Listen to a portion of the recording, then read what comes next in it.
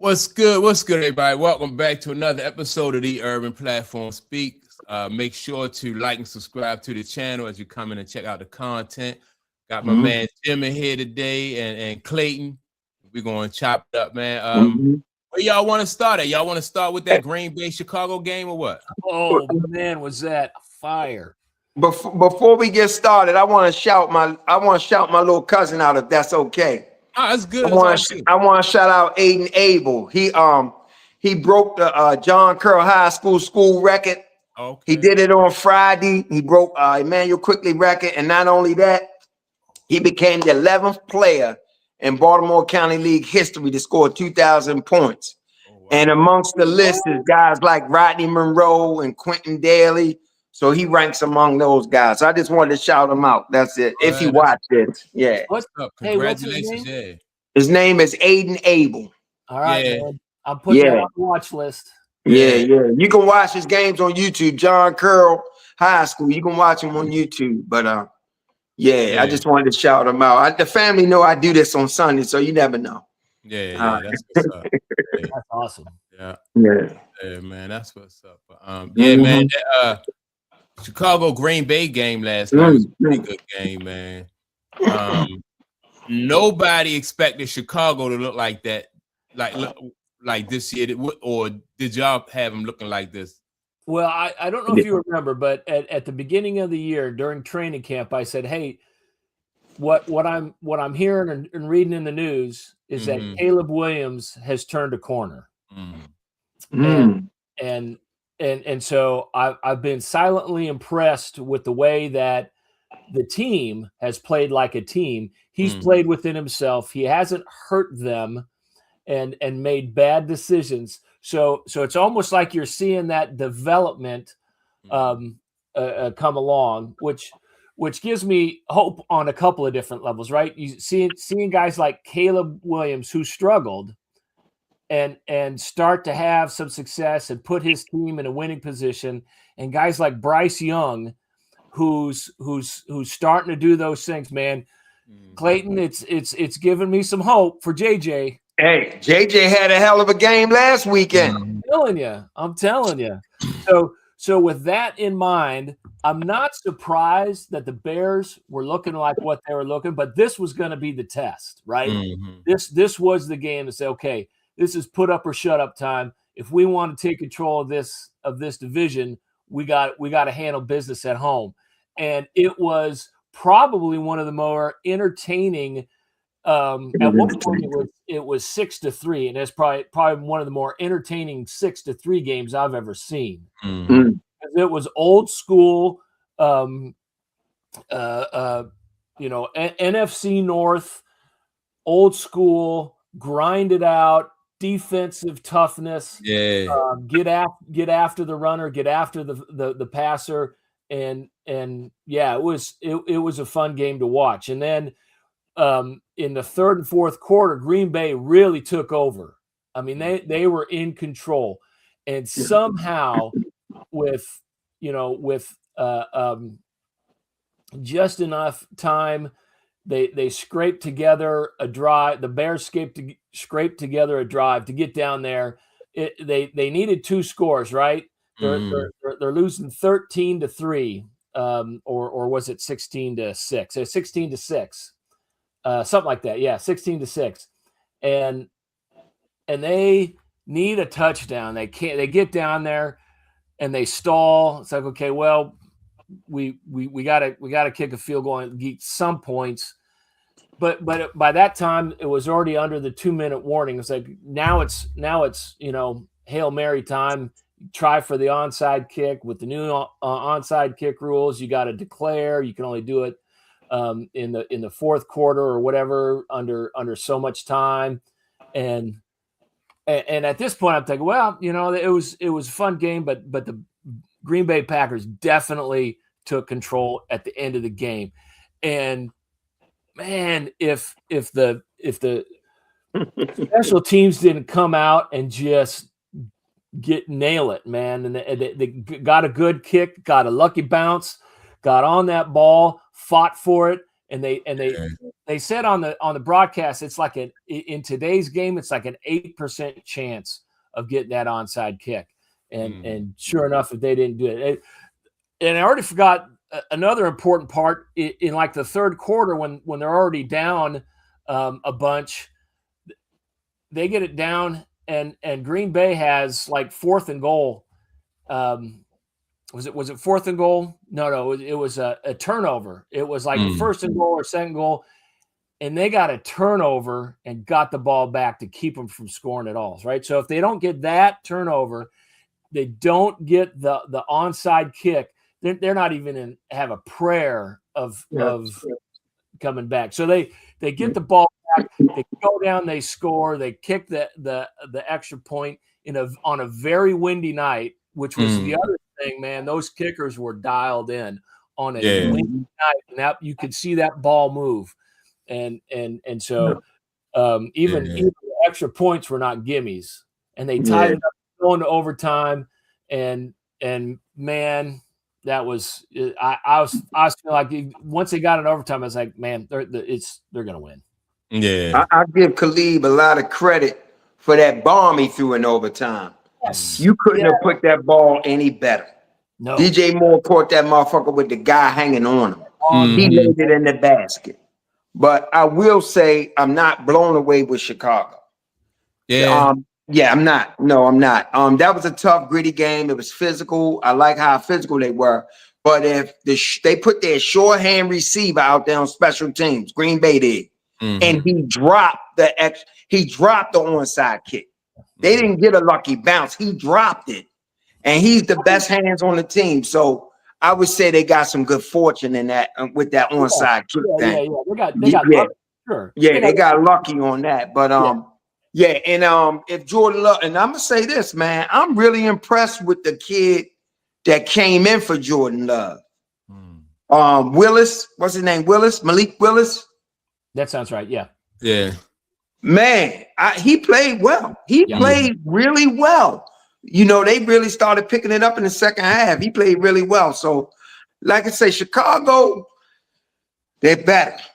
They're playing good. They're gritty. They got a great run game. Khalid, outstanding athlete. He makes some throws sometimes that you would not believe. Because last week he was on the run and he threw that bitch on the run, thread the needle in the back of the end zone. That pass was crazy. Yeah. So the kid can throw. He got some athleticism, but I'm still not like sold on Chicago because I think last night they got fortunate, you know. So we'll see. Yeah, they were beat. Yeah, they were beat. They were beat. They like I said, they got lucky. But the never say quit. They don't quit. Die. Yeah, they showed a lot of heart and a lot of toughness. And it's like, man, you play 4+ quarters and you do your best. And if the ball bounces your way a couple of times, maybe you got a shot. You got a shot. But look, think about this too, though, Clay. Caleb Williams, like you said, like I wasn't really impressed with him either, right? But you got to admit, like Caleb Williams, he didn't blink throughout that. Like, number one, they was down. Number two, he didn't do anything to you know what I mean, to cost his team, right? The game, right?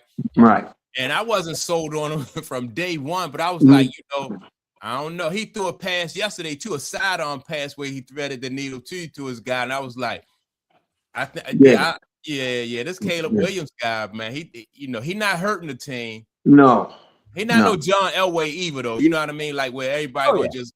But his arm talent is elite. His arm talent is elite. Now, when I was saying I'm not sold on the Bears per se. Yeah. Okay. I see he's still growing, but I'm not sold on that team per se because I think they have to get a little bit more out of the passing game per se. Yeah. But they run the ball real well. The running game is what's helping. It's receiving their offense, though, because you don't want to have to rely on this guy. Not right now. You can't, like I said, strap everybody on his back and be like, move us up and down the field. I don't think he's ready Yeah. for that. But here's the thing, moving into the playoffs, right? They rely so much on the run game and they keep his pass attempts to a minimum. Mm-hmm. But what happens when you get in the playoffs and that team buck up and stop your run? Now he's in a position he hasn't been in all year where he's got to win it on his own. That's why I said, throughout the year, if I'm the coach, I'm trying to give him a little more as the year roll on, little more, maybe so we can have a little bit more balance when it comes time for the playoffs. But that's my take. Yeah. But no, man, it's a great game last night. Entertaining, I'd say. And both of those quarterbacks, though, I dig both of those quarterbacks, though. Mm-hmm. Yeah. I mean, Jordan Love and I mean, he's definitely proved himself. Mm-hmm. I didn't even check to see this morning what his status is going to be for next week. But hopefully he in concussion protocol. Okay. So he's got to clear that. So I don't know if he's got enough runway to do that. He may, but he's in that. Mm-hmm. When then, so how long you got? Are you in protocol? Well, depends. It depends. They put you in protocol until you're able to clear it. Yeah, and there's grades. They play Saturday though. Mm. Yeah, there's grades to it as well. Yeah. Yeah, man. So fantastic game to watch though. It was a lot of fun. And then that we were talking before you went live, Mike. That Thursday game, man, that was something else. So now, let me ask y'all this though, in your opinion, because I want to get into some of this other conversation. Mm-hmm. What do y'all think about the level of quarterback play around the league in general? As far as what? Like, is it on a decline? Is it bringing is it on a decline, or y'all think is really good around the league quarterback play compared to like quarterback play in the past? And the reason why I'm asking that is because I was watching Jason Whitlock. He had Coach JB on there, right? Mm-hmm. And Jason Whitlock was saying that certain quarterbacks around the league are not really. They're not really playing to the level of quarterbacks in the past because they're relying more so on their athleticism than their like knowledge of the game and experience and stuff like that. You know what I mean? So, but I want to know, what do y'all think about that? Go ahead, Jim. I'd have to take a look at some numbers because I mean, you guys know me. I'm kind of a numbers guy. Yeah, you are. I would see the quarterback list and see. It feels like we got some elite quarterbacks, and I don't know that we have any more or any fewer elite quarterbacks this year than we've had in years past, right? So at the top of the game, I don't think there's any change. I don't see any difference, right? You got some surefire guys that you would trust, and it feels like you can rattle off the names. I'm sure we all got our list of who the top 6-8 guys are, but there's just some guys up there that you was like I trust them explicitly, right? I would never doubt a Josh Allen. I would never doubt a Stafford, as old as he is, and I root for the old guys, because I am an old guy. But I mean, I think if you're gonna talk about the quarterback play not being up to years past, it's not at the top, and I don't know how you rate the bottom either, because there's always been year after year you're gonna have the bottom of the list be dog crap. Yeah. I would say this to Jason Whitlock's take, right? First and foremost, quarterbacks of the past, they had to deal with so much more physicality, and the middle of the field wasn't open. It's not like it is now. The league rules, the changes, and things like that made it a very offensive friendly, passing game friendly league, right? Mm-hmm. So your numbers are, it's like the numbers on steroids to some degree. But as far as these guys relying on their athleticism, they need to, because the defensive players and the DNs and the people chasing them, their athleticism is at an all-time high. Mm-hmm. You got defensive ends running 4.4 and things of this nature. So you need a quarterback to be somewhat athletic. Mm-hmm. You know what I'm saying? To combat that a little bit. So I wouldn't necessarily say because they're relying on that makes them not as good as the ones that came before them. Mm-hmm. And as far as processing the game, I believe the game moves a lot faster than it did back in the day. It was still fast back in the day, mm-hmm. but now it moves extremely fast. So when you get guys like a Pat Mahomes and a Joe Burrow and a Josh Allen and a Matthew Stafford and some of these guys processing what they see so quickly, to me, that's elite. That's on an elite level. And I think if you put them back in the day, you know what I'm saying, the game may appear a little slower to them, so they might be just as effective. So it's hard to say per se. And I definitely believe if you put some of the greats from the past in this day and time, mm-hmm. they would really light it up. So, it's hard to say, but I wouldn't put it on because they have to rely on their athleticism is why they're not as elite in terms of guys in the past. No, because some of those guys wouldn't be able to hang in today's game. They'd be getting sacked all the time. Yeah. Mm-hmm. Yeah. You know what I mean? So I don't. If you take a Terry Bradshaw, he's not going to be as successful unless he's got a Philadelphia Eagles style line in front of him. Yeah. Right. And that's not to take anything away from the greatness of Terry Bradshaw. Mm-hmm. Yeah. I just think it's just so hard to compare these two eras because of what you said, Clayton. It's just two different eras. Whereas though you got these linemen that are just so fast, crazy. You got somebody 300 pounds, man, 300 plus pounds running as fast as they run. Yes. Yeah, I won't want no parts of that, man, in no era. Yeah. So I don't think. It's just hard to compare in both sports, basketball and football. It's just hard to compare both of those eras, man. It is. I mean, we going back to that Thursday night game. I mean, the knock on Sam Darnold has always been he's not a starter. Okay, he came through, and with Minnesota, he proved he's got starter skills, right?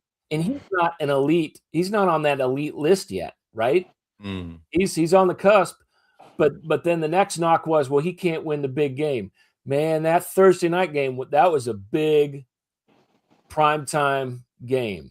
Mm-hmm. And the way the Seahawks came together as a team, that part to put him in the position. Yes.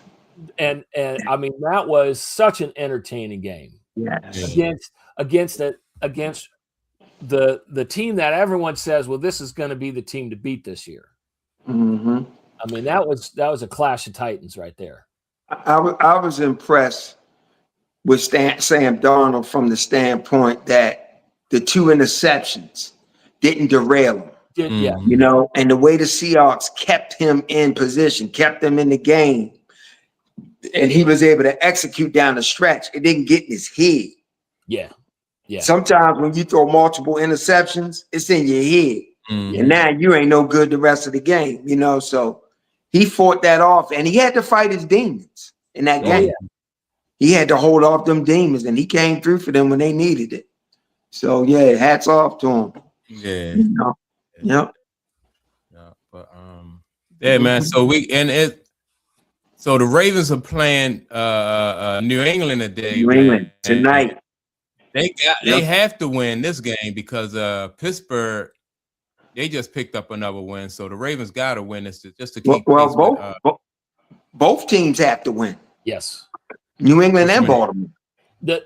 Okay. New England got to win too. Yeah. Yeah.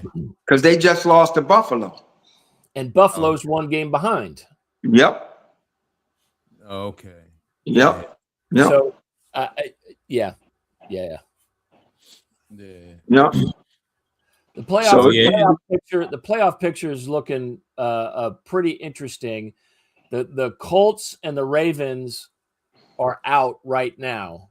Oh, wow. So they've got to keep winning just to stay alive. But the problem is, who do the Colts play today? I don't know who. Let me see. Yeah, let me look that up. Yeah, but who's in that 7th spot, Jim? Ravens. No, Ravens are out. They're not in. No, I'm sorry. Texans. The Texans. And what's the Texans' record? Oh, well, they're like 8-7. Are they? Or are they 9 and something? 9-6. Hold on. Yeah. No, they're 9-5. They're 9-5. See? Yeah. So, and how many wins the Colts got? 8? Well, 8-6. Okay. Right? Yeah. So they're right there on the bubble. They got like a I was looking this up on NFL.com. I think they got, if they win today, if the Colts win today, they have like a 46% chance of making the playoffs. Oh, okay, yes. And they playing San Fran. Don't Houston and the Colts got to play each other one more time? Let's look that up. Yeah, look at the schedule. Let me find the Colts here. I think the Texans' schedule gets lighter the rest of the way. I'm not sure. Well, they played the Raiders today, so yeah, so that's a win. Yeah. And the Colts play the 49ers tomorrow night. That's tough. No, they're playing at home though, so they got that going for them. Yeah, but they got Phillip Rivers. They got the Jaguars, and they finished the game. They finished the season against the Texans. Who? Colts. Okay, so who they got today? San Francisco. Tomorrow they got 49ers. And then they got and then they got the Jaguars. And then Houston. See, that's a tough road. That's a tough. And plus, you got Phillip Rivers. He can't push the ball downfield. So you limit. I mean, he played great. I was shocked, but it was just quick. He can't push. He can't challenge the defense. So I think the Colts, I don't think they make it. The Ravens got to win the division to make it. Yeah. And like I said, they got New England and Green Bay the next 2 games, where the Steelers got the Lions and the Browns. Yeah. And I think the Steelers can upset the Lions today. I really think they can. I'm not saying they will. Yeah. No. And the Ravens, you would think this would be a favorable matchup with the injuries to New England D. So they're having a hard time stopping the run right now. But here's the problem. The Ravens can't get pressure on quarterbacks. So if they try to blitz Drake May, he's got the highest passer rating against the blitz this year out of everybody. And he's got the best deep ball. He's got the best deep ball percentage. That's the night game tonight. Yeah. Patriots Ravens. Yeah. They've got the Patriots, then they've got the Packers, and then they got the Steelers. That's a tough season. Yep. And everybody excited because they shut Cincinnati out. Mike, you still there? Yeah, you, oh, my fault. Everybody here, they excited because they shut the Cincinnati out, but Cincinnati, Joe Burrow checked out. Yeah. You heard it in his press conference. They wasn't even playing, and they only scored 17 points on offense against Cincinnati D. They happened to get an interception run back. So I'm not convinced Baltimore has turned no corner. I'm not convinced. What's up? What's up with Joe Burrows though? They was talking about he might retire. Then last week, you know what I mean? Like you say, he checked out. So maybe he is like, because he keep getting injured and stuff like that. He probably feeling like discouraged or something. You know what I mean? When a guy come out and say, I gotta think, is it fun for me anymore? And then I'm questioning why am I doing it if it's not fun stuff. This sounds like he's contemplating. Yeah, he is. You know? Yeah, he is. And he Yeah. keep getting injured, and then Yeah. you get injured, you got to work so much harder just to get back. Yep. So Yeah. I'm not. Yeah, it's interesting though. But now if Baltimore come out and beat the Patriots convincingly, then they in the conversation to me. They might be able to overtake the division. That's if Pittsburgh lose today. Yeah, but I've got to correct myself now that I pulled it up. I had that wrong. The Colts, if they win today, only have a 24% chance of making the playoffs. And the Ravens, if they win today, they've got a 48% chance of making the playoffs. That's because it'll put them. It'll put them closer to winning their division. Yeah. But Pittsburgh still has to lose. Yeah. Yeah. I don't have really no faith in the Ravens though, man. They have victories, like opportunistic victories. You know, they got to be opportunistic. They don't just go in there like what we saw yesterday from Chicago. Like they answered the bell. You know what I mean? But the Ravens, you don't see them do that too often. Not no more, man. They beat up on teams. I wouldn't put it past it coming down to week 18 though, because the NFL would just love that. Oh yeah. If the Steelers lose today, Ravens win, then that week 18 might be the game that decide the North. The NFL loves stuff like that. So I'm not counting that out the scenario. That's a strong possibility though that could happen though. You know what I mean? Yeah, especially if the Ravens win today. And the Ravens got to finish the season on the road. But you know what they facing today? They trying to avoid having the worst home record in team history. Oh, okay. They haven't won a lot of games at home this year. Yeah. So that's what's on the line for them too as well. Yeah. So it'd be interesting to see how this thing pan out. Play out. Yeah. But let's talk about Jim. You brought up the grifting, Jake Paul grifting, the boxing. Yeah, man. I don't know why, man. Like people they still watch these fights though. He making the money, so you can't blame him. You know. So here's my take on how we got to where we're at. And I'm actually going to give Jake Paul a lot of credit because he set up a narrative to where viewers are going to want to see. He had a huge following before he kind of lifted onto this journey. So he had a lot of social media foundation. So all those people were wanting to go along with him on this journey. So he had a built-in fan base and viewership. And as he built on that and started making these fights with some washed up champion UFC guys and started beating the crap out of them, you had a lot of purists, boxing purists like myself, who were like, man, I'd really like to see one of these guys put Jake in his place.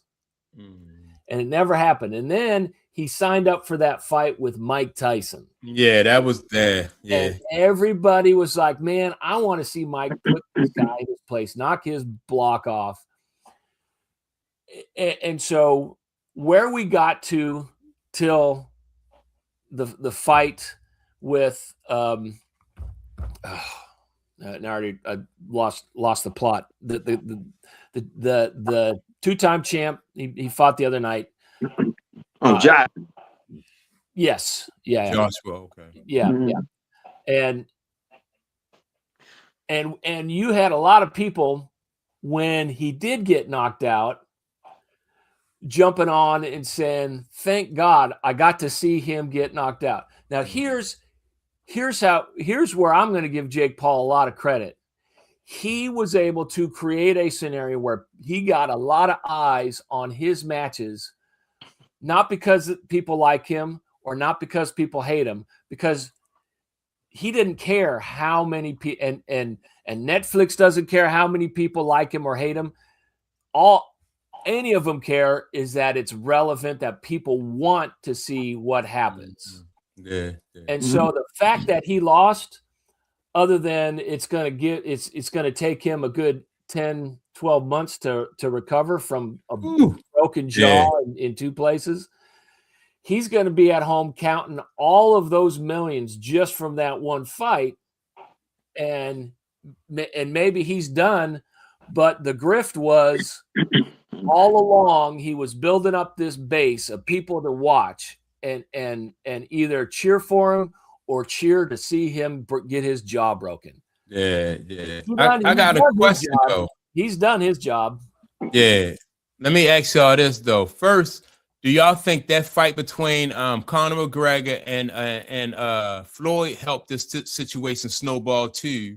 Oh yeah. And then on top of that, would y'all say what he is going through, like taking a beating, like is it worth it for, you know what I mean, like making that money and getting those two broken? That's crazy. I mean, I don't know. I remember back in the 80s, people were like, man, would you get in the ring with Mike Tyson and for $10 million? And a lot of people are like, yeah, he beat the shit out of me, but if you're giving me $10 million, I'd do it. Yeah. I can't say what's worth it to Jake Paul. You know what I'm saying? I can't speak on that, but no, I'm talking about would it be worth it to you for that? No, I don't have no desire to fight the box. None whatsoever. No. Yeah, me either. I'm like, nah, I have no desire. If you promise me two broken jaws to fight, you know what I mean? Like jaw broken two places, like and however many millions he got, I'm like, nah, I pass on that. I don't know. I'm 50. I'll turn 60 next summer. There's no way in hell I'm signing up to have anybody punch me in the head. I mean, that's just that no.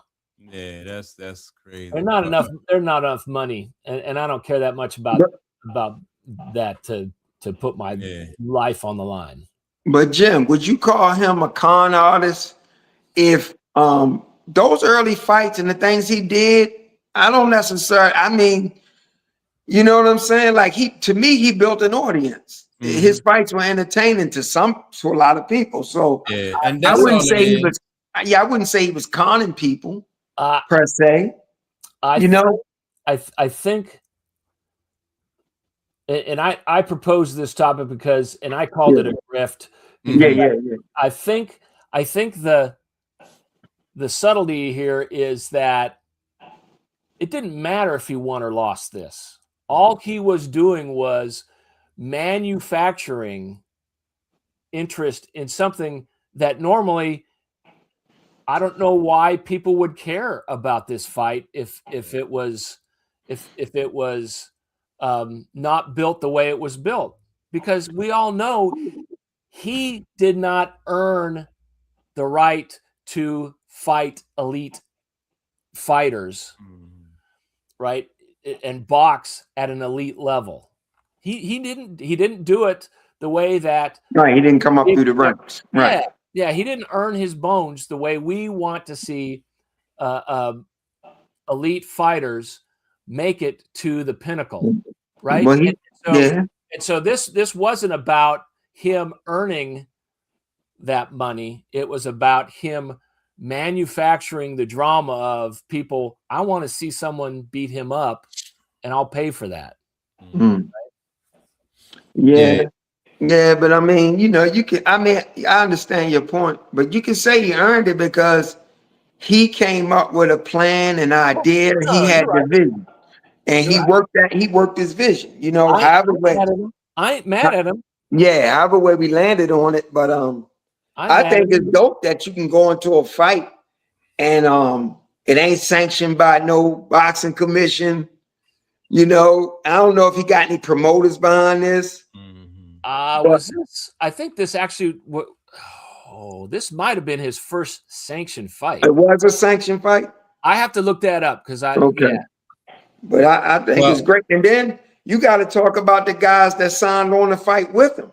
You know, are we calling Mike Tyson a grifter? You know, are we calling? You know what I'm saying? I don't. Yeah, I think it tarnished his. You think it tarnished Mike? A little bit. It doesn't tarnish his legacy. his legacy is what his legacy is, and he will always be in my mind one of the best.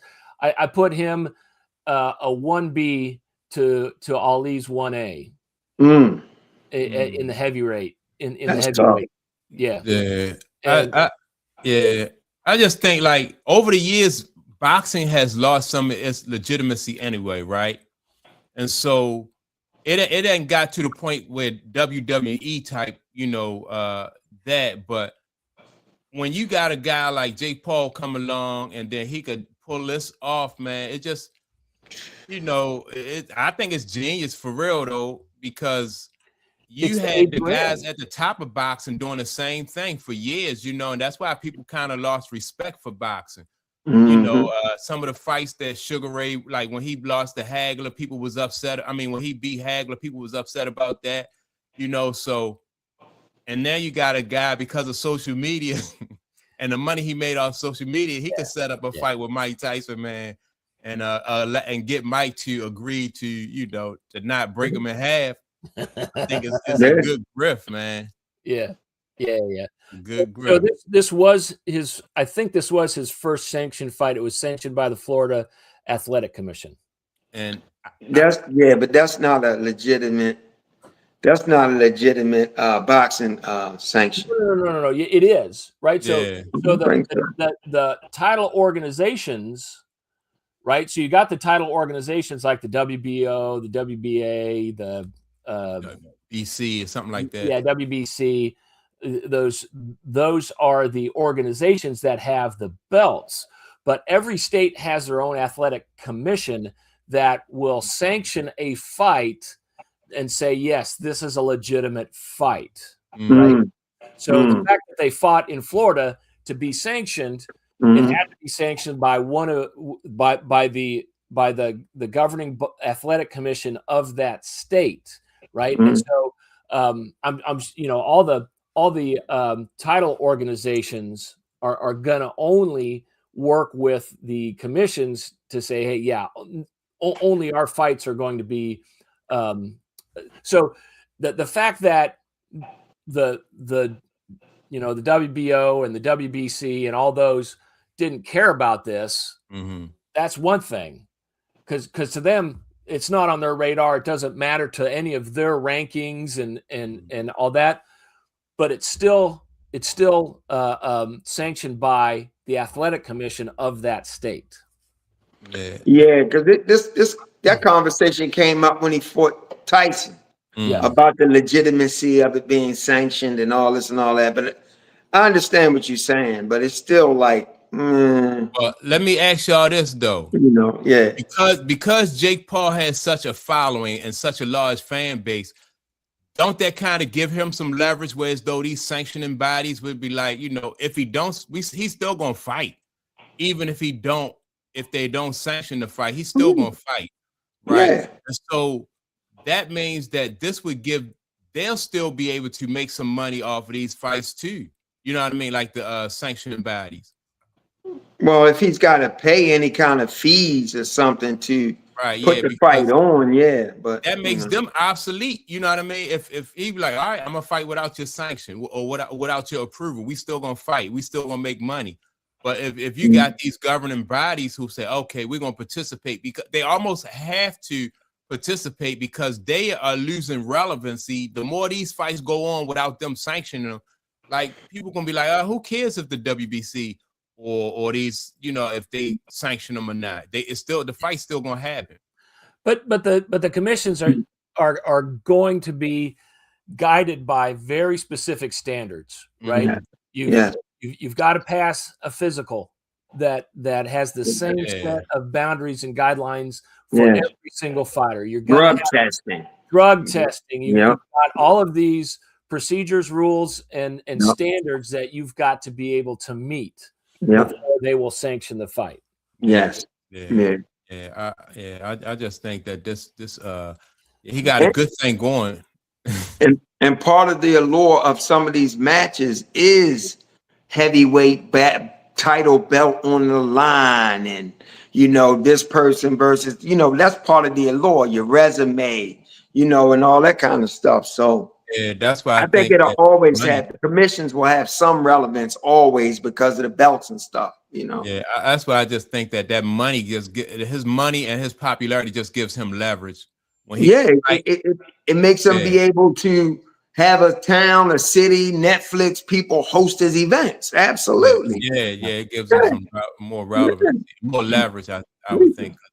You know, if No two doubt. average guys go, two gas station attendants go in there and say they want to fight, it's not going to work. You know what I mean? So, yeah, man. I think. Jim, what else? Jim, you said the thing about Kevin Durant, right? Kevin Durant Yeah. blaming Steph Curry. So that story came out that, and I already forget which podcast he was on. It was the Under God podcast. It was Yeah. Fred Van Fleet. Fred Van Fleet. Yeah, go ahead, Jim. I'm sorry. Yeah. And they were talking about the new format of the All-Star game and the struggles of the All-Star game. and the headline is pretty shocking, and you almost want to start to pick sides. But what he was talking about was, I don't think the NBA can fix this. The decline of the All-Star weekend and the decline of the All-Star game and the difficulties of the popularity of the All-Star game. And he started taking shots at Kyrie and Steph and Dame Lillard. Dame Lillard, and basically saying there's no fixing it. And it, you know, the title kind of came out and made it sound like I blame these guys, and you know, that kind of feels like, hey, that's stepping over a line. What I really think he was saying was, hey, when I go to this game, I want to give it 100% focus. I want to make it competitive. I want to do everything I can for our side to win. And what he was really saying was, some of these guys like Steph, and he kind of made Steph the face of it, but he was really talking more about a lot of guys coming. They don't want to make it about, hey, I want to win this game. Like those guys back in the 80s, right? They wanted to go in there. They wanted to win that game. And they put it out there, right? And yeah, it doesn't mean as much as a regular season game against your rival, but he was kind of saying, hey, you know what? Guys these days, they don't put the effort and the focus and make this, they don't make this game meaningful. And I want to make it meaningful. And so what he was saying about the NBA was, you could try all these gimmicks of us versus the world or whatever, but you know, he said, I don't think anything's going to fix it, because these other guys coming in and just making this an exhibition and a showcase of what their talent is, right? And not caring about winning. That's what he was really focused on. And the more I dug into that, I'm feeling, yeah, I didn't want to, I kind of just wanted to say, hey, take it down a notch, Kevin. But what he was really saying was maybe a little bit what we've been saying was, this game, this All-Star game, is broken, and they need to do something to fix it. Yeah. Let me. So as a fan, though, what do y'all think? Like, in your opinion, like, what do y'all want to see from the All-Star game, though? As a fan, you know, I think that's. I don't know. Do y'all think that, like, is that because we're the ones who consuming it? Like, so shouldn't what fans want be more important than what, you know? They should be trying to deliver to the fans what the fans want. It was saying, and personally, I like to see Kyrie, Steph, Dame, and Kevin Durant, all those guys display their skills. You know what I mean? Like when you see all those guys on the same court at the same, just like when we see Magic and Isaiah on the court at the same time, you'd be like, oh, that's good stuff. You want to see them display their skills, but you also want to see them be competitive. You know what I mean? At the same time. Yep. Yeah. I mean, Yep. all that talent and Yep. expertise on the floor at one time, man. We used to, when we was kids, man, we used to get pumped for that, to see Bird out there, you know, doing his thing. Him and Isaiah on the same team. Yep. You know what I mean? Going up against Magic and whoever else was strong in the West. So And the All-Star game has always been about highlights and like you said, put your skills on display with a strong sense of competition. So, you know, early in the games, they out there showboating, doing that thing. But then when the game's locked down in the fourth, they going at each other, you know. So, but listening to Durant, though, Jim, listening to him talk about that, him and Fred, to me, he said that tongue in cheek about Steph and Dame. To me, it wasn't real serious because Fred said that LeBron said you can't do nothing with him.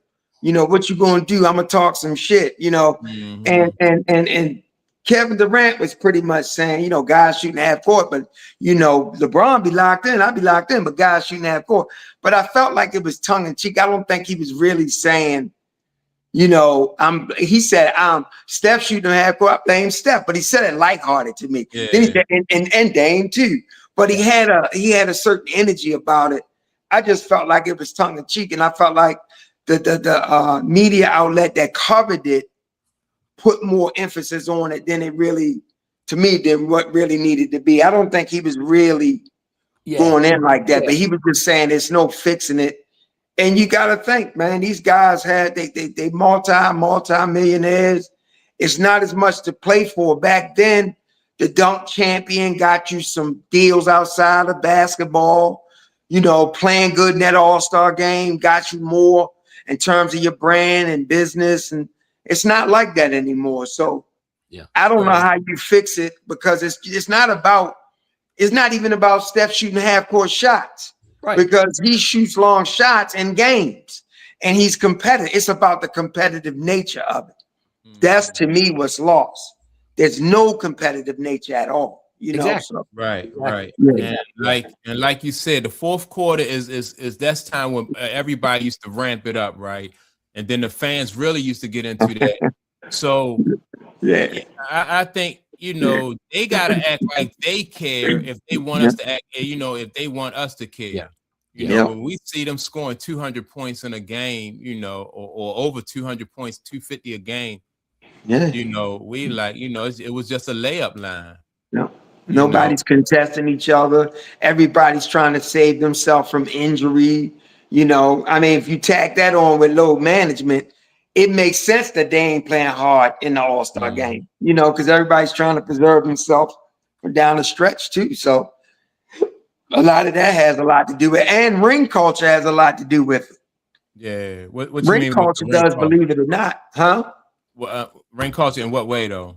Because it's so much emphasis putting on ring culture, and you're not solidified until you get a ring. So now you don't have people wanting to go all out. They want to preserve themselves and be ready for playoff basketball, postseason basketball. This is why load management is a thing, because of ring culture. You know what I'm saying? So, well, all right. So then, all right. So the what was it? The other day, the Knicks beat the Spurs, right, for that that NBA Cup, right? Nobody get the damn cup. Yeah, the Knicks did everything but throw a parade. So, what do y'all think about this though? Because the last three teams, what you had, the Lakers, the Nuggets, and the, you know, the last teams who won that really didn't do too well in the, you know, in the they didn't make no noise. No. So how much respect should this cup get?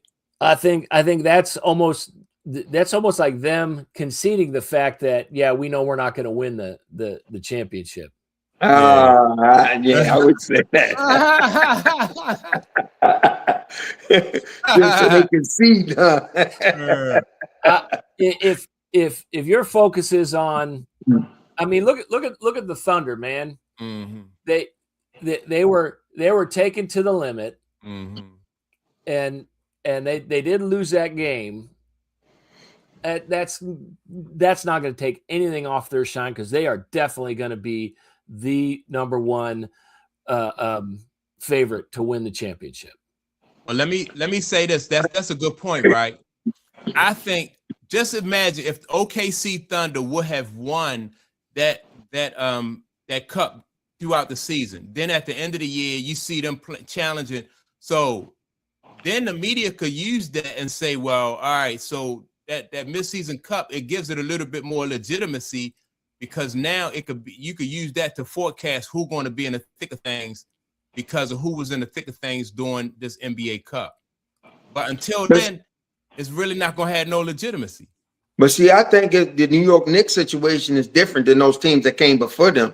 The New York Knicks was in the thick of things last year. They was in the Eastern Conference Finals. The Eastern Conference is wide open. Detroit is a roadblock, but I think New York is going to be right there in the end. So I think this is a different circumstance. New York is going to be.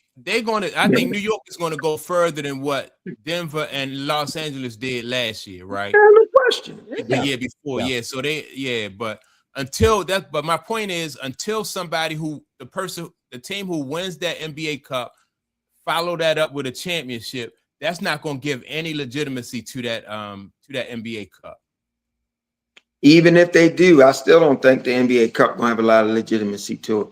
You don't think so? It's just a mid-season tournament. Money grab. It's a money grab. I don't Whatever. know.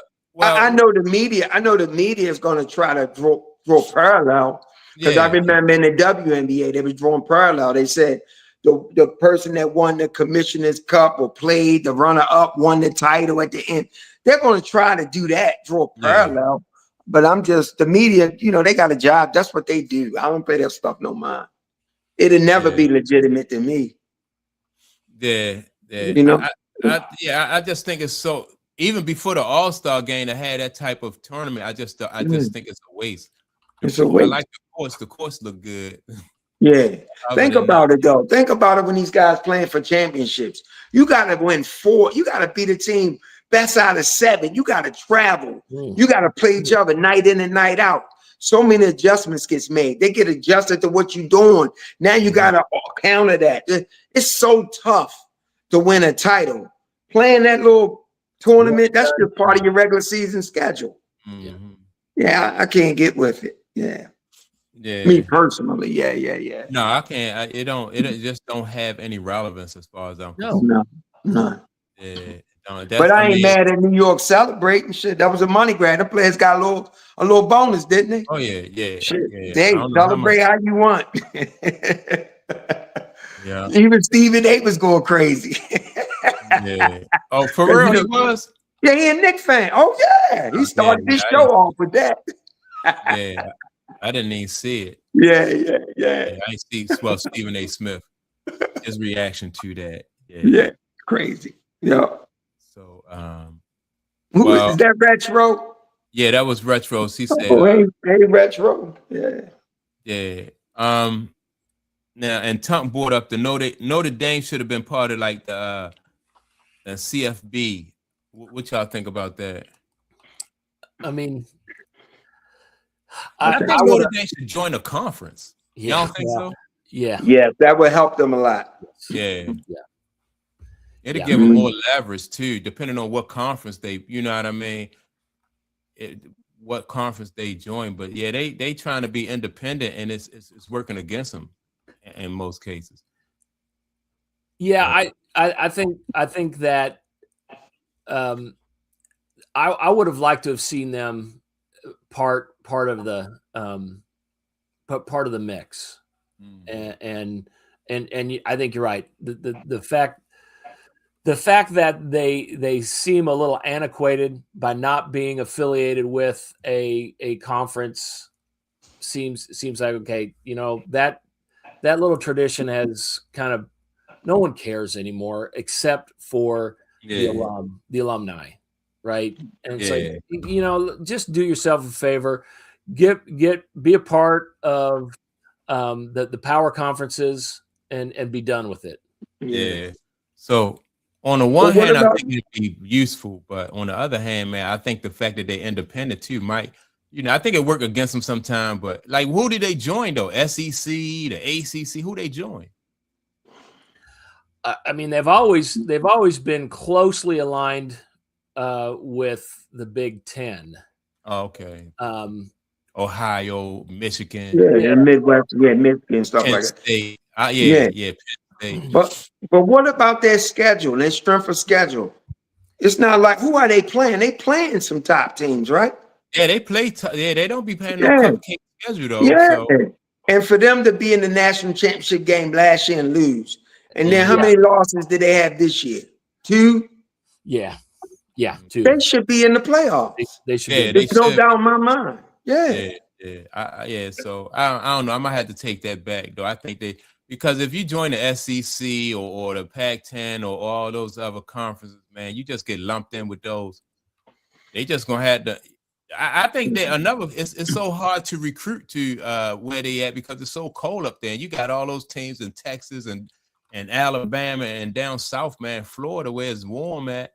It's hard to recruit, some kid to go and live in South Bend, Indiana. It's tough. I think it was this travesty though that they didn't get. Yeah. They didn't get in. Didn't Alabama and Oklahoma play in the playoffs the other night? Wasn't that the first round or something? Yep. Come on, man. Yeah. I don't know why they didn't get in, though, to be honest. I don't know why. I don't know what the reason was, but it's just crazy. I don't know what the reason is. But every year you got to have a snub controversy. Yeah. But got to feed the media. Yeah, they really got it messed up this time, though, for real. And I ain't even like a big Notre Dame fan, but I just thought they messed it up this year, for real. Yeah, I think they should have been in. Yeah. It's crazy. Yeah. Oh man, shit. So yeah, man, we went down the list, everything that everybody sent me. And we talked some football. What about this? What about this? Dan Levitar had some guy on there. They think the WNBA they gonna really strike. That'd be crazy. For both sides, I think it'll be crazy. Both sides have some momentum, you know what I mean, with the popularity and everything growing. I think it'll be that'll be risky.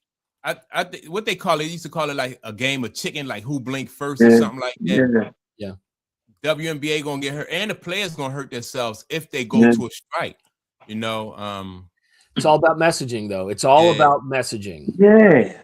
And I think both sides could probably have a legitimate story to tell if the players union did things right. They could paint the picture of, look, we understand this league was subsidized and it wasn't making a lot of money, but with the growth over the last 2 years and the new media contract, they could go out there and win some hearts and minds if they sold the story correctly. But I don't know that they've got the W is gonna have the pockets to be able to control the narrative. They already have, when you because when you have them, they putting out, okay, we offer them 4 times the amount, and then so the fans and the public go crazy. We're like, wait a minute, y'all getting 4 times the amount that you've been getting, so that looks good for the league, right? Yep. And then you have players come and say, oh, that's a smack in the face. Wait a minute. You was getting less than minimum wage, and now when somebody offer you 4 times, so yeah, I think the league has more leverage in this situation. Absolutely, because they control the narrative. Not only they control the narrative, number one, but number two, if they go on strike, they can go out, they can bring players in from elsewhere because you're only replacing how many players in the WNBA? Like 140 or something like that. It's something like that. Yeah, so you can, might be a little more with the expansion. Right. So you can get 140 players, and you're gonna have some people go against the strike when those bills become due. You know what I mean? Like your rent is due. You be like, all right, it's time to go back to work. And it's crazy, like, because they voted to strike the players. They said, they authorized it. They voted, we'll strike if necessary. That's crazy to me. Another thing that's interesting is these expansion teams, guys that already invested in them. So what happens there? So to me, something's got to give. I still can't see this league dissolving because the guy on the show was talking like the end is near. No, he was talking like the end is near. Like if they strike, that would be, that would be catastrophic for the league. It might make the league fold. Yeah. And I can't see that. But yeah, I can't see the league dissolve. And that's why I said that they will replace those players with players that want to break the strike line, cross that line, and players who didn't make the league. Yeah. And eventually that they'll bring the superstars in for what they wanted to pay them. That's why I say the league got the leverage, man. You have kids overseas who want to come and play in the WNBA. And if the kind of money they talking about playing now is more attractive for foreign-born players to come over, and play. Let me see what Retro says, that Fee and Stewart in their Unrivaled interview said that they were now focusing on their investment, major conflict. Yep. But see, I think that that league is going to fold though. That in another year. Yeah, you ain't lying. Yeah, I think they got that pressure on them. That Project B pressure on them. Oh yeah. Mm-hmm. Yeah, man. But then I just heard some player dropped out of it. Dropped out of what? The Project B. Yeah, somebody we know. I can't remember who. Yeah, they said they was going to do it. Now they not. I don't know who it is. Yeah. But yeah, man. And I did hear that what she's saying. 3 players voted against it. And they speculating that Caitlin was one of the players that voted against the strike. Yeah. So I can't believe these reports though. I just don't know where they're coming from. But they're saying that, she's catching a lot of flack from the WNBA players because she voted against the strike. But this is just reports from content creators out there. I don't know how true that is. Yeah. But just imagine if Caitlin Clark voted against the strike though, do that make the players resent that? That's what they're saying. They're saying she's catching a lot of flack for that. But one thing you said, if they start replacing players and she's willing to play, she's the cash cow anyway. They can survive. You know what I'm saying? Because once you so it's gonna be interesting, to see. But that's crazy though. That guy was saying the Nia is in and all this. But and feeding them her energy. Now listening to her at her press conference, her energy is off. What? I can just feel it. I can't explain it. I can just feel it. I just her energy is off. Well, what about this though? Could Fee and Stewie know that the end is near for Unrivaled, and they're trying to use Unrivaled as leverage for the against the WNBA? They might be just putting on a front. Not that the WNBA is falling for that. What you think, Jim? Yeah, I mean, if I'm in the negotiations, I'm going to use whatever I can as leverage. So I think they could be using it as leverage, but hopefully they understand the shelf life of the Unrivaled, because I think we all kind of see the shelf life.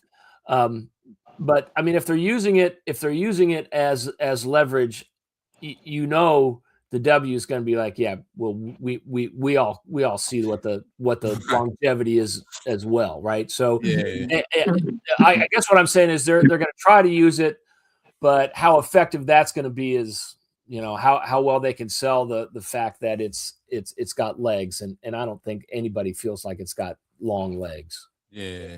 This guy's report was saying that the owners aren't budging on the rev share. They've increased it, but they're not budging because they are really focused on getting this debt down and stuff like that. So I don't know how much leverage they have, because that's supposed to be where the friction is, the rev share.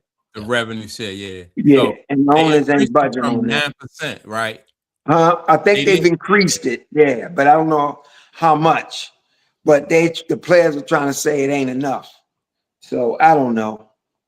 I don't think the players have control of the narrative to get their message out there. They're focusing on trying to to get that message one behind closed doors. And I think the W understands their position is too solid. Well, let me ask you this. If they get their message out there in terms of the court of public opinion, do you really think the owners are going to succumb to that?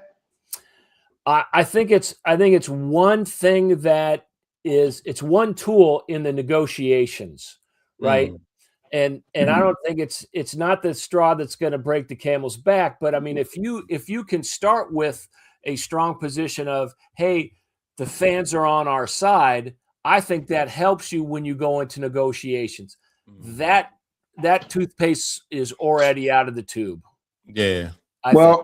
It seemed like the fans were on their side at All-Star, because when they played that All-Star game in Cambridge, the fans was yelling, pay them what you owe them. So it looked like they had this overwhelming fan support to get increased salaries. But like you saying, Jim, now that some of these stories are coming out of the increase they offering them and stuff like that, it seems like the public is like, man, y'all getting something. You gotta meet them, somewhere. Yeah, so that was the counter to that, right? Like when the WNBA announced that they offered them 4 times what they was getting at first. That's the counter to that. You like that's the counter. The public is like, yeah, pay them their money. Yeah, we're on their side. Then somebody say, all right, well, we're gonna give them 4 times. And then when a player come back and say, well, that's a smack in the face. Now, no matter what all of us make, as if somebody offers 4 times what we currently getting, what are we doing? What are we doing? What level of income you on? What are we doing? Like, wait a minute. Now you being greedy. You know what I mean? Well, now you may be not greedy, but unreasonable. These players seeing the explosion happen and they want a piece of it. That's what's really going on. And the owners see the explosion happen and they want to try to get out of debt. Yes. So it's interesting. About like what 29, 30 years worth of subsidizing this league. So and that's another thing. Like Retro said, that's a good point. The fans want to see basketball. Yeah. So when you hear that the owners have bent a little bit and they're offering more, now the fans are like, we want basketball, and these players are being stubborn. So. And that's not looking too good. And I think Caitlin's playing it right, even though she's getting criticized because she understands people want to see me play. Yes. And if I stay on that side of the equation, whatever that is, then I'm going to be okay. Wherever I go. And as long as because that is perfect for her brand. And that's who makes her who she is. Yeah. The fans love her. So she wants to continue to give to them. Yes. Yeah. That's powerful, so that's interesting, man. I like the way she's playing it. I think she's playing it the intelligent way. I just think that because the WNBA, they have the leverage. They have bent some, like Clayton said, they have bent some. And the WNBA, like the players haven't shown that they were bending. They were like, well, that's not enough. That's not it yet. All right, well, what is it? So they're coming off with an entitlement kind of energy. Yes. Yeah. And that's not cool at all, Even if that's not the truth, but it is looking like that. You know what I mean? Yeah, that's what I'm saying. Yeah, I'm saying that's what it's looking like. Yeah, I'm not saying that's what's going on with them. No. Yeah. But that's just not a good look. And then perception is in the eye of the receiver. So no matter what you say, the receiver sees what they see. So if I'm a fan hungry for basketball and I hear that you guys are going to get some more, and now you're still holding out based on where I'm at as a person, that becomes what I believe is happening. You know what I mean? So you got to be, that's a fine line to walk. Yeah. This is what happened though when you don't have like one voice representing the league. Then you have different people putting out different statements. The W, like you only got one source coming from the W. You know what I mean? All right, this is our message. This is what we are doing. But from the WNBA, you got different players say, I'm gonna strike if I don't get this in the face, and you know, give me my money and all this other stuff, man. You need one person, a professional, cultivating your message. And then don't get me wrong, I'm all for those girls getting a bump and getting a little bit more rev share. But when I hear that they offered them a little more, then I'm like, okay. But Caitlin said it best. We need to play basketball because in all actuality, that's what's going to continue to grow the sport. So down the line, you can renegotiate even more. But if sport won't grow if you come to this stall and it's stop and play. That's a great point.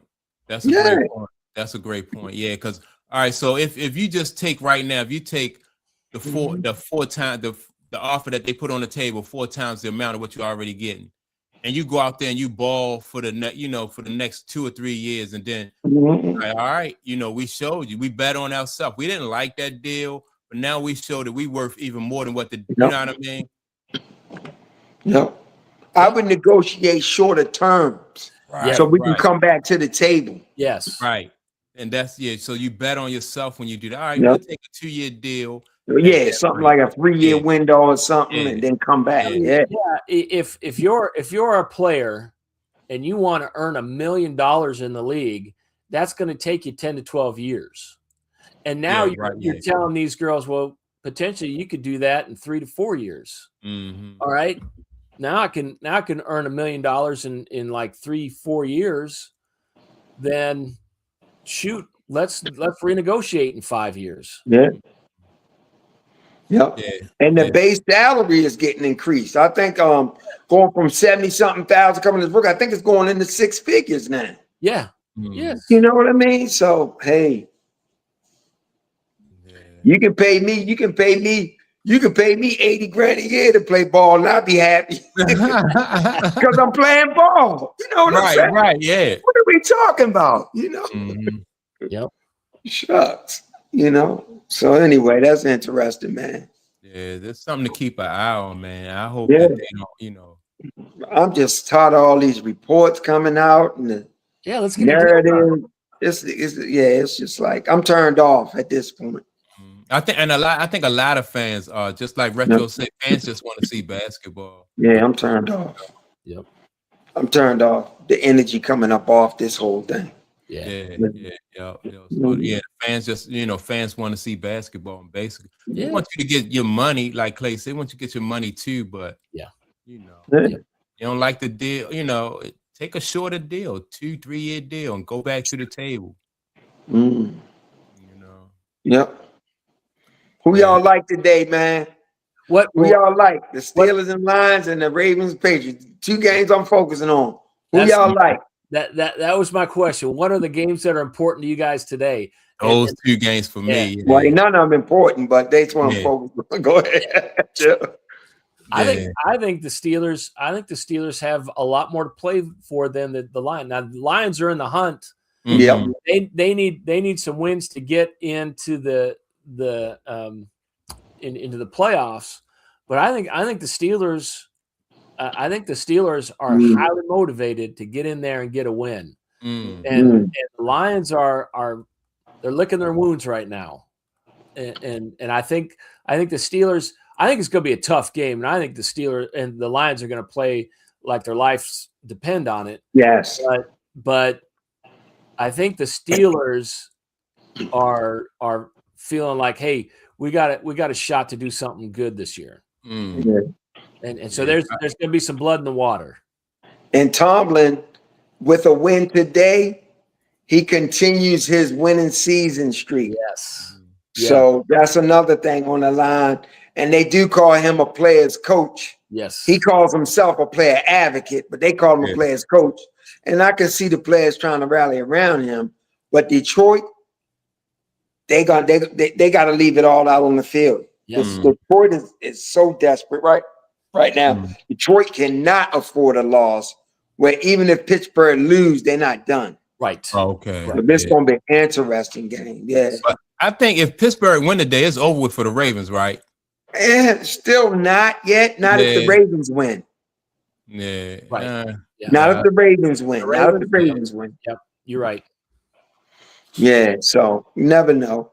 Yeah. Hey, that's interesting what she's saying. What do y'all think about that? Real quick, That going is, back. I Go ahead. know. That's why I left that up there, man, because I had no idea. Like, But don't they have want some housing? I think they've got some housing in. Yeah, they do. Yeah. But the W wants to cut that out with the new increase in pay. Okay. Yeah, so the W wants to cut out the housing. I didn't know about childcare, security, cars, maternity leave, and what is reparations for old guards? What is that? They trying to get stuff in this deal for the retired people, benefits, stuff like that. Wow, that's a tough ask. Yeah, I was in debt for 30 years. You was in debt for 30 years, and then as soon as you make a dollar, you be like, all right, we'll pay the people who came before us too. Yeah. Wow. I mean, I think that's a great gesture. If you can afford it. If they can afford it, right. It's like it's so much there. Like, right. Pay for your own car. Yeah. What NBA players are? I guess I don't even want to get into that. Like, like with child care for NBA players and maternity leave. I know, like sometimes if you have some guys will miss a game if their wife have a baby or something like that. So yeah, I don't want to get cracked over the head if I say something wrong.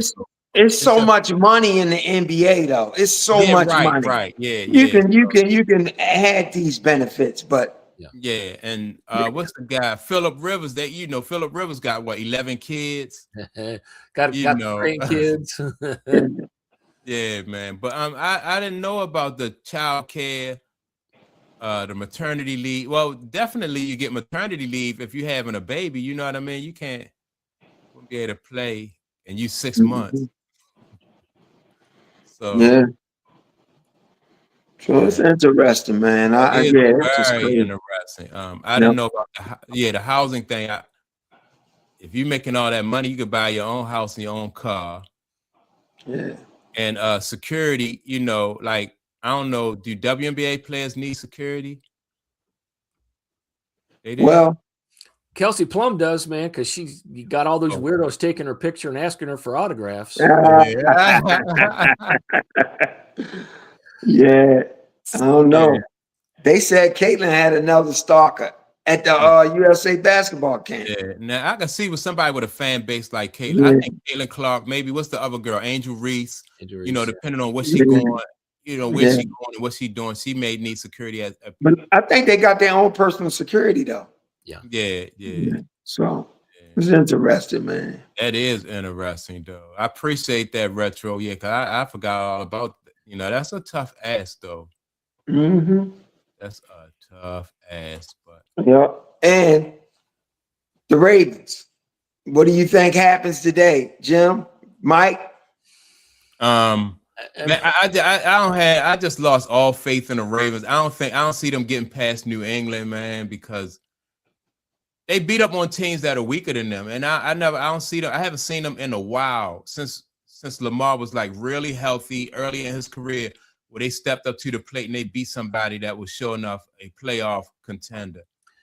So I think a lot of times the Ravens' schedule has been advantageous to them, and that's why they was able to get 8, 9, 10 wins because of their schedule panned out for them. I ain't see, coaching and playing. It's like, oh, they dominated here, and so. I think they got a chance at home only because the Patriots are going to be coming in a little banged up on defense. Well, one of the guys are back. The linebacker's back. He's active today. But go ahead. Well, I mean, yeah. So they've got a puncher's chance, obviously. But the keys to victory for the Ravens are no turnovers. You got to score, and if you can score, get out in front. You got to stop. You got to stop the Patriots run and pass game. I mean, stop the run, force May to throw, and put pressure on him. You got See, that's where they've been weak Yeah. all year. yes, they weak. Yep. That's it. Yep. And if you dialing up that blitz, boy, Drake May and them, they've been eating that blitz up all year. That's gonna be tough. But yeah, it's gonna be interesting. I think the best bet you gotta hope for Derrick Henry 200-yard game today. Yeah. You know, but with that, you don't need explosive runs. No. I think the Ravens really need to just grind it out like 5 yards a clip, 4 yards a clip, eat the clock, keep the ball out the Patriots' hands to protect their defense, you know, because they get no pressure. Yeah. But the Ravens get impatient with that, though. You know what I mean? They get impatient with that. Yeah. You know, that grinded out type game. Well, yeah, they could win like that. And they got the personnel to do that. Okay. Yeah, but they get impatient with that. Yeah, I don't understand it. And it's almost like they want Lamar to win it with his own. It's almost like they feed into the narratives too much. And they be trying to, you know, establish Lamar. And man, listen, you know, I don't know, but I think we'll find out what's going to happen in the first quarter. I think the first quarter, if they can't set the tone, and they're playing from behind, I think their defense is just too weak. Well, I say this about the first quarter, Jim, with the Ravens. The Ravens come out with their first 15 plays scripted, and they do well. Yeah. Then after those plays are gone, now it's coaching. Yep. And that's when, to me, it seems like it starts falling apart to me. Now, you know, I don't know, but I see what you're saying. But those first 15 scripted, sometimes, you know, they go with that and it's flow. You know, you watch a team on film, come out with 15 scripted plays, you run them. But then once that's done, now what? And that's, to me, when they start. Well, let me ask. So the purpose of those first 15 plays being scripted is for the offense to get a feel of what the defense is trying to do against them, right? Tendencies. Or to attack the defense based on what you saw on film and get up on them early. Right. And then so then whatever work out of those that determines like what you do throughout the rest of the game, though. Those, you know what I mean, what you see with those 15 plays. Well, depends on other teams. The other team make adjustments. Right. Now you have to counter. To me, and that's when Ravens get lost. Okay, so they don't adjust to the other team adjust, but they don't adjust to the adjust. Yeah. The adjustment. Yeah. I don't know why my camera's stuck. Oh, it's all right. Yeah, but yeah, man, it's gonna be interesting. I don't know if the Ravens got answer for Stephon Diggs today either. No, oh man, you know what? I do not like their cornerback. What's the cornerback name, man? Every week I complain about this guy in the chat. Marlon Humphrey. Yeah, man, he been in the league too. He get beat on the simple routes and all this stuff, man. Marlon Humphrey's just, man. Yeah. It's crazy. Maybe Lamar runs all over New England today. Maybe that happens. I don't know. Him and Henry. Yeah. But you got a pick for you got a money pick today? I don't. I ain't look at no lines today. Yeah. Nope. Yeah. Nope. I would say giving Pittsburgh that 7.5 against the lines, I probably would take that. You would take that, yeah. I probably would, but I haven't really looked. I ain't seen how the money was. I don't see where the money at, how the line opened, where it's moved. I didn't look at none of that today. Yeah. It's the end of the year now, so you know. Hey, where do you go? Do you go to like what's those betting sites called? I go inside of one betting house, sportsbook. And I go inside a sports book and look at their action. Yeah. Yeah, and that gives me a key because most of the time the action is kind of mirroring it all over the country. You know, you can get a gauge just going inside of one betting house. Sportsbook is a famous one. Yeah. So I go inside and I look at them numbers. They'll show you the consensus, where it opened, where the money's at. Stuff like that. And if I seen the line move a lot, but the money didn't move with it, and especially if it's in the high percentages, like say for instance, let's say the game opened at 3, right? And let's say it moved to 7.5, right?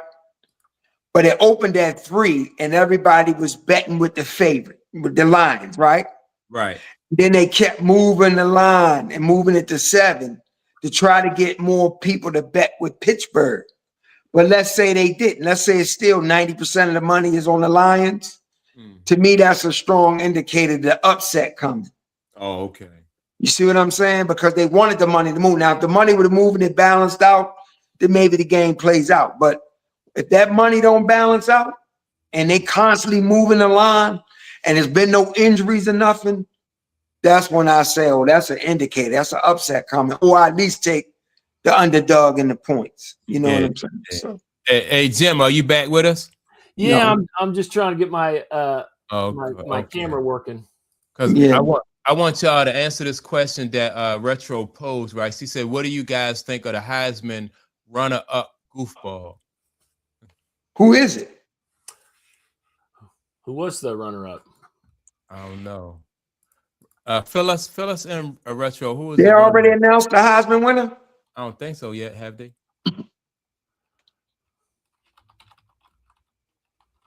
I don't know. I'm not sure. Retro, fill us in. But, yeah, that.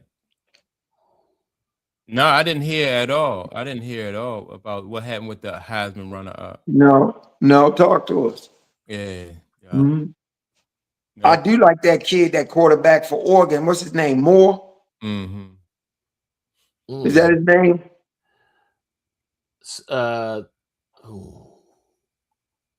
And it's CJ Moore. Mendoza was the quarterback for Ohio State. Quarterback for Ohio State? No, for Oregon. Oregon. Oh, yeah. I don't know who that guy is. Who is this guy that won the trophy? She said Mendoza was the winner. Yeah, I don't even know who that is. I don't even know who Mendoza is either. Yeah, he played quarterback. Yes. And for who? I gotta look this up because I don't know. Yeah. The Heisman. Yeah, he's. Oh, who does he?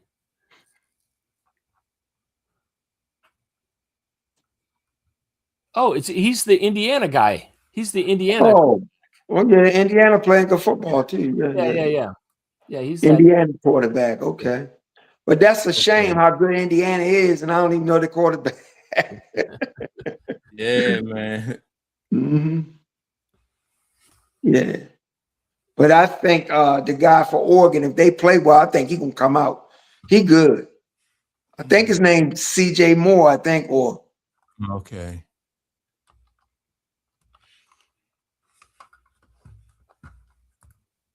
All right, so who was the runner-up? Somebody named Diego Piva was runner-up. Was center. Self-centered F-bombing voting in the club. Oh, I ain't see that. Yeah, I didn't see that either. No, what she think about? So he probably was like he probably was upset that he lost and just dropped a few F-bombs. Oh, she comparing him to Johnny Manziel, huh? Johnny Manziel went. Yeah. So, this kid was out of Vanderbilt. Okay. Oh, the one she's talking. That guy. About. Yeah, he played for Vanderbilt. Yeah, that's crazy. I didn't hear about that at all. Mm-mm. I wonder how I missed that. Yeah. So. Yeah, man. It's been a pleasure, fellas. Yeah, man. I appreciate y'all. Yeah, it's been a pleasure. Been a pleasure, Retro, and everybody else in the chat. No time today. Yeah, man. No, Kent Carlson wasn't in there. Nope. We had Rick for half a minute. Rick. Yeah. Okay. Yeah. Rick peeped in. Rick peeped into the door. Wasn't engaging. Yeah. No. Retro just put in there that they're saying that Cleveland will pick Pavia because he's short. What they say? Cleveland's going to pick Pavia as their QB because he's short. Hey man, y'all Shador still got a shot. I don't know. The funny thing is, Shador's ended up looking like the most mature in this entire situation. The media is just, the media is going nuts. They want to make more of this situation than it is. and he's the one that's actually being the most reasonable, in my opinion. Yeah. Mhm. Yeah. Well, sometimes pay just to go ahead and play and don't say Don't say anything. Yeah. Yep. Just let your play on the field speak for yourself. Yeah. But, I did like his response to Jerry Judy though, about him, dropping him. I didn't like that too much, but to me it wasn't too bad. But it was like, you just make a team comment. You don't. Yeah. I'm sure he feel bad, and you don't do. Just make a team comment. Look, we win as a team, we lose as a team. Yeah. That's it. Keep it moving. That's it. Yeah. And see, that's how you you ingratiate yourself to the team, even if you might not be ingratiating yourself to Jerry Judy, but other people see that, and they respect that. They realize that you keeping it professional, and just whatever Jerry Judy get into, that's on him. Yeah.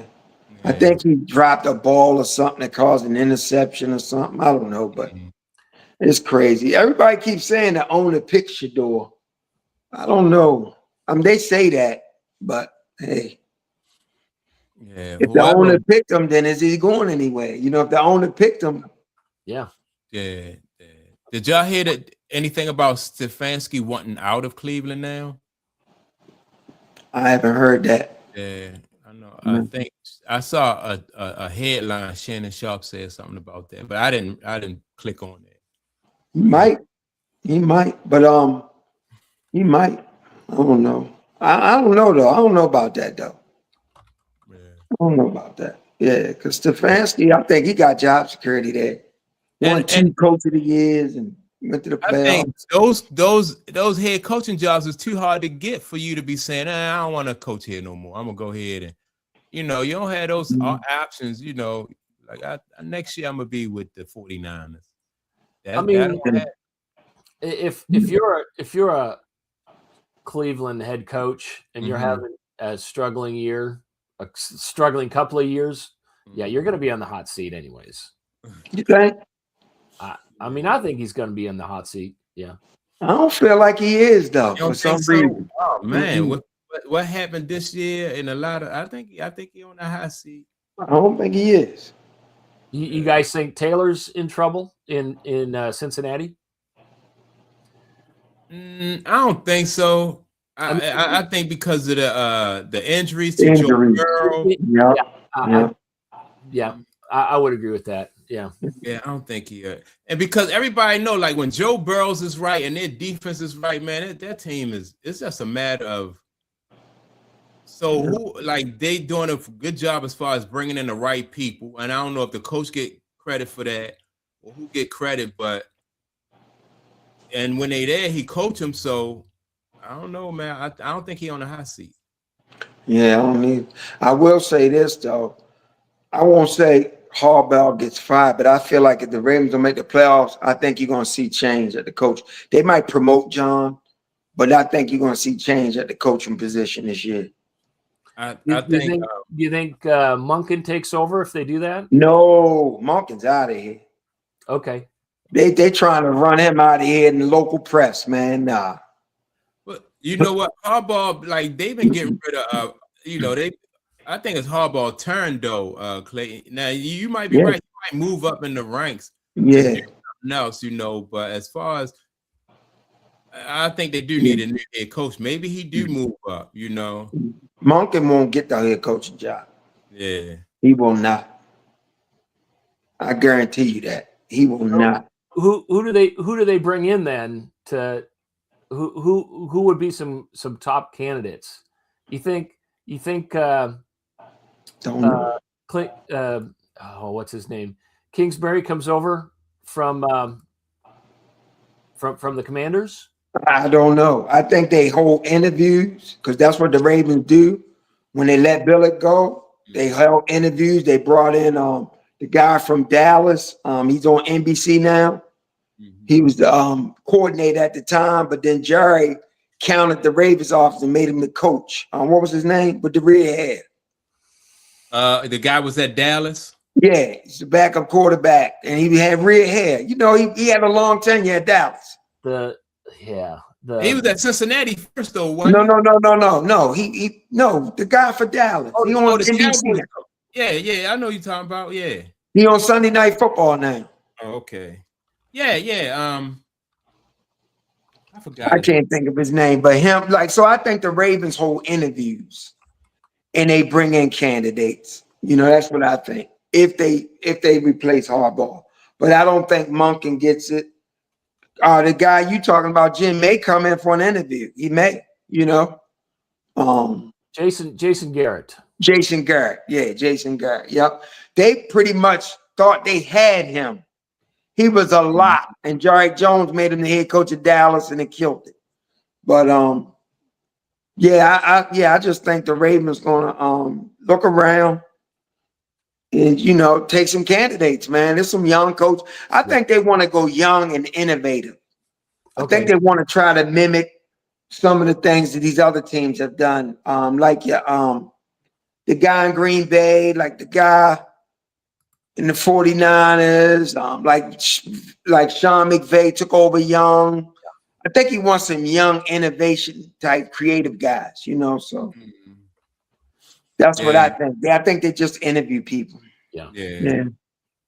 That seems to be the trend. That's definitely the trend. Yeah.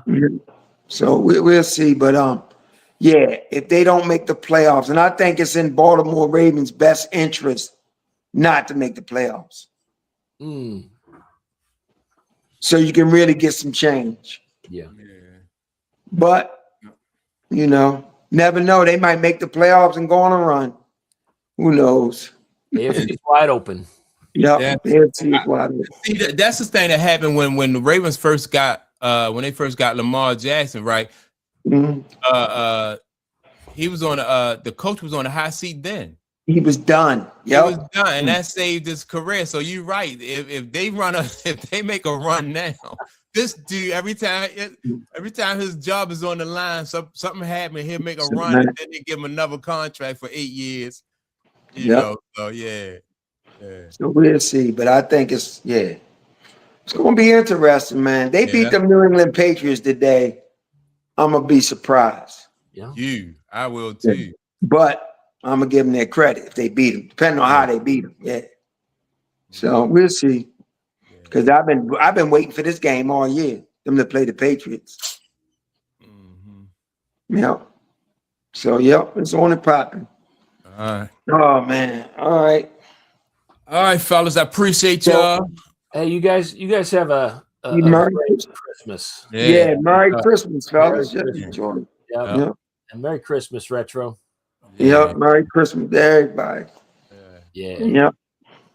Tis the season. I'm out. The season. Yeah. Let me see.